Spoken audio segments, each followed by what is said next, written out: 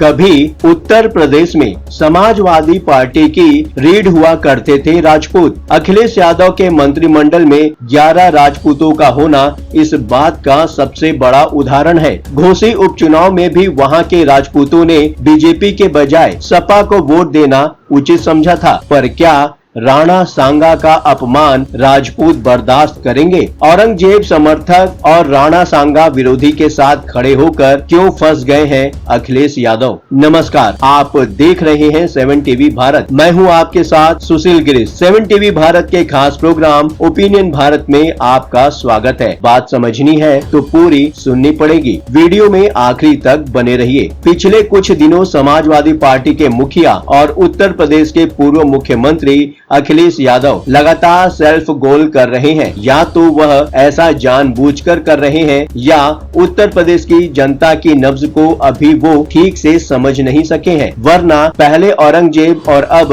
राणा सांगा के अपमान के मुद्दे पर जिस तरह का रुख उन्होंने अपनाया वो उनके जैसे कद्दावर नेता के लिए असंभव था। राजधानी लखनऊ में सपा मुखिया अखिलेश यादव ने राणा सांगा पर दिए राज्यसभा सांसद रामजी लाल सुमन के विवादित बयान का समर्थन किया। उन्होंने कहा कि यदि भाजपा नेता औरंगजेब पर चर्चा करने के लिए इतिहास को पलट सकते हैं तो रामजी लाल सुमन ने भी इतिहास के एक पन्ने का जिक्र किया है। सांसद रामजी लाल सुमन ने 21 मार्च को राज्यसभा में बोलते हुए राणा सांगा को गद्दार करार दिया था। तब से राजनीतिक पार्टियों के बीच इस मुद्दे को लेकर जबरदस्त बहस छिड़ी हुई है। समाजवादी पार्टी जहां अपनी मुस्लिम और दलित पिछड़ा समर्थक बनाए रखना चाहती है, वहीं बीजेपी समाजवादी पार्टी की छद्म धर्मनिरपेक्षता को बेनकाब करने के लिए दिन रात एक किए हुए है। भाजपा ने अखिलेश को निशाने पर लेते हुए कहा कि यह पूरे हिंदू समुदाय का अपमान है। जो वर्तमान परिस्थितियां बनी हुई है उसके हिसाब से तो यही दिखाई देता है कि स्वामी प्रसाद मौर्य की तरह कहीं डैमेज न कर दें सुमन। उत्तर प्रदेश की राजनीति में दलित और पिछड़ी राजनीति के एक अहम प्यादे रहे हैं स्वामी प्रसाद मौर्य। बीएसपी की राजनीति करते हुए चर्चा में आए स्वामी प्रसाद वाया बीजेपी होते हुए समाजवादी पार्टी में पहुंचे थे। समाजवादी पार्टी में रहते हुए इन्होंने सवर्ण हिंदुओं और हिंदू देवी देवताओं पर ऐसी टिप्पणी की थी कि किसी दूसरे धर्म के रहे होते तो लिंचिंग हो गई होती। स्वामी प्रसाद हिंदुओं के खिलाफ जहर उगलते रहे और उनकी पार्टी के मुखिया अखिलेश यादव उन्हें सह देते रहे। जाहिर है कि अखिलेश को लगता था कि पिछड़ों और मुसलमानों को साधे रखने के लिए स्वामी प्रसाद जो कर रहे हैं उस पर रोक लगाना ठीक होगा। पर बाद में स्थितियां और खराब हो गई और अखिलेश को स्वामी प्रसाद से छुटकारा पाना पड़ा। 2024 के लोकसभा चुनाव में अखिलेश को मिली सफलता बताती है कि स्वामी प्रसाद को किनारे करने का फैसला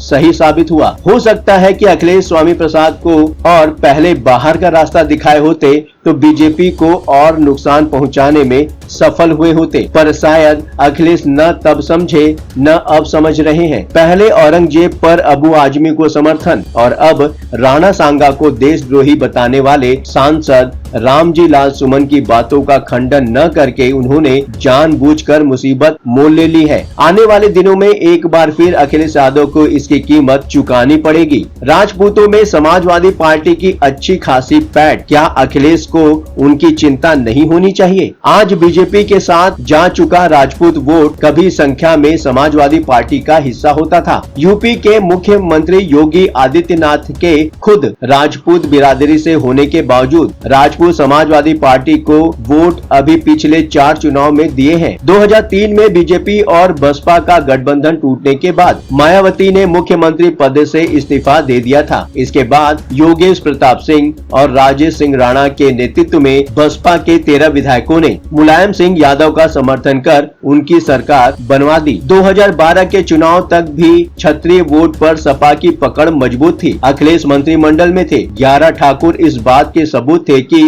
समाजवादी पार्टी को राजपूत वोटों पर भरोसा रहा है। अखिलेश सरकार में रघुराज प्रताप सिंह उर्फ राजा भैया, विनोद कुमार सिंह उर्फ पंडित सिंह, अरविंद सिंह गोप, राधे श्याम सिंह, राजा आनंद सिंह, योगेश प्रताप सिंह, राजा महेंद्र हरिदमन सिंह समेत कुल 11 ठाकुर मंत्री थे। आज की तस्वीर देखें तो इनमें से कुछ नेता ही सपा के साथ बचे हैं। समाजवादी पार्टी का हिंदू विरोधी रवैया, सवर्णों को गाली देते सपा नेताओं के चलते राजपूत नेताओं ने अपनी अलग राह पकड़ ली। राजा भैया ने अपनी पार्टी बना ली तो कुछ नेताओं ने बीजेपी का दामन थाम लिया, पर समाजवादी पार्टी अपने पुराने परंपरागत वोट को फिर से वापस लाने के लिए प्रयासरत नहीं दिख रही है। 2027 के विधानसभा चुनाव तक बीजेपी और योगी को लेकर जनता में जो निराशा पैदा होगा उसे अखिलेश कैश करा सकते हैं, पर जिस तरह अखिलेश अपने दुश्मन बना रहे हैं उससे तो यही लगता है कि अगला चुनाव भी वो अपने हाथ से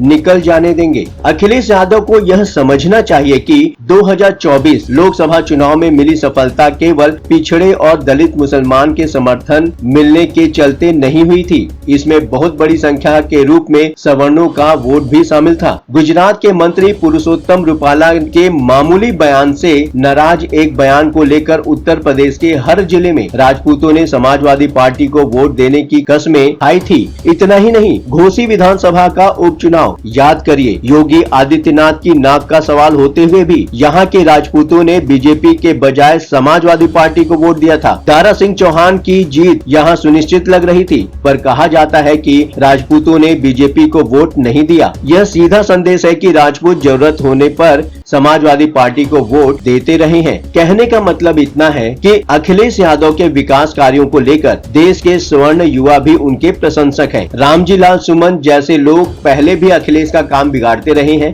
राणा सांगा के मुद्दे पर अखिलेश यादव ने जो रुख दिखाया है उससे राजपूत वोटों में उनकी सेंधमारी कम होने से कोई रोक नहीं पाएगा। फिलहाल इस वीडियो में इतना ही। इस विषय पर आपका क्या कहना है? कमेंट बॉक्स आपका है, बेझिझक अपने विचार शालीनता से कमेंट बॉक्स में शेयर करें। हमारा ये वीडियो आपको पसंद आया हो तो वीडियो को हाइप देकर हमारे प्रयासों को प्रोत्साहित करें। हाँ, चलते चलते आपको यह बात भी बताना जरूरी है कि 7 टीवी भारत अपने दर्शकों की राय और सूचनाओं के लिए हमेशा खुला है। अगर आपके पास कोई महत्वपूर्ण खबरें, अहम घटना की सूचना, सामाजिक मुद्दा या फिर कोई ब्रेकिंग अपडेट हो तो वीडियो में दिए गए नंबर पर व्हाट्सएप द्वारा आप हमसे संपर्क कर सकते हैं। आपके विचार, आपके सुझाव हमारे लिए मायने रखते हैं। अब आपकी बात नहीं रहेगी अनसुनी। ये प्लेटफॉर्म है आपका, आपकी आवाज को बुलंद करने का। वीडियो पसंद आया हो तो वीडियो को लाइक करें, साथ ही चैनल को सब्सक्राइब करके 7 टीवी भारत के परिवार का हिस्सा बने। लगातार खबरों के लिए बने रहिए 7 टीवी भारत के साथ।